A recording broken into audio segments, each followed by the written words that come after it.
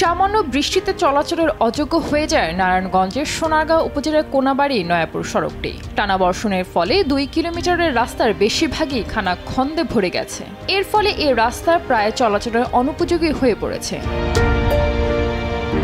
শুক্রবার সরেজমিনে দেখা যায় 2 কিলোমিটার রাস্তার বেশিরভাগই খানাখন্দে ভরে গেছে। অনেক জায়গায় পিচ উঠে মাটি ও বৃষ্টির পানির সংমিশ্রণে কাদার ভাগাড়ে পরিণত হয়েছে। প্রতিদিন এ সড়কে কয়েকশো যানবাহন চলাচল করে। স্থানীয়দের অভিযোগ, সাদেপুর ইউনিয়নের সবচেয়ে বড় হাট নয়াপুর হওয়াতে আশেপাশে মানুষদের কাছে এ বাজারটি অনেক গুরুত্বপূর্ণ। প্রায় 20টি গ্রামের মানুষও রাজধানী ঢাকায় যাওয়ার অন্যতম প্রধান সড়ক কোনাবাড়ি নয়াপুর রাস্তা। ফলে চাকরিজীবী থেকে শুরু করে স্কুলগামী সবাই এই রাস্তা দিয়েই যাতায়াত করেন। রাস্তার বেহাল দশার কারণে প্রায়ই দুর্ঘটনা ঘটে।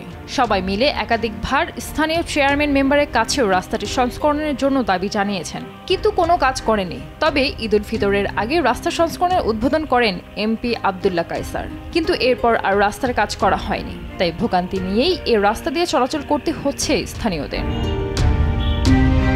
আমগাঁও হাই স্কুলের প্রধান শিক্ষক মোহাম্মদ কামাল হোসেন দেশ টিভিকে বলেন, প্রতিদিন এই রাস্তা দিয়ে শতাধিক শিক্ষার্থী বিভিন্ন শিক্ষা প্রতিষ্ঠানে যাতায়াত করে। তাদের চলতে খুবই সমস্যা হয়। প্রায় সময়ই গাড়ি দুর্ঘটনা হয় এই রাস্তাতে। অসুস্থ কোনো ব্যক্তিকে দ্রুত হাসপাতালে নিয়ে যাওয়ার কোনো ব্যবস্থা নেই। তাই অনেক ভোগান্তি নিয়েই আমাদের এই রাস্তা যাতায়াত করতে হয়। কোনাবাড়ি এলাকার বাসিন্দা আলামিন বলেন, প্রতিদিনই আমাদের এই রাস্তা দিয়ে চলাচল করতে হয়। বৃষ্টিতে রাস্তাটি একদম চলাচলের অনুপযোগী হয়ে পড়ে। কয়েকদিন আগেও একটি রিকশা ছিনতলা মোড়ে উল্টে যায়। এতে মহিলা যাত্রী গুরুতর আহত হয়। তারপরও শত ভোগান্তি নিয়েই এই রাস্তা দিয়ে আমাদের যাতায়াত করতে হয়। আমি সরকারের কাছে অনুরোধ করছি, দ্রুত এই রাস্তা মেরামত করে দেন।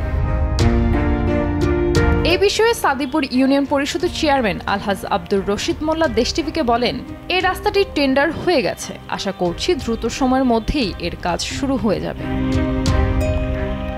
এই বিষয়ে সোনারগাঁও উপজেলার নির্বাহী কর্মকর্তা মোহাম্মদ আব্দুল্লাহ আল মাহফুজ বলেন, আমি আগে এই রাস্তা সম্পর্কে অবগত ছিলাম না, আপনার মাধ্যমে অবগত হলাম।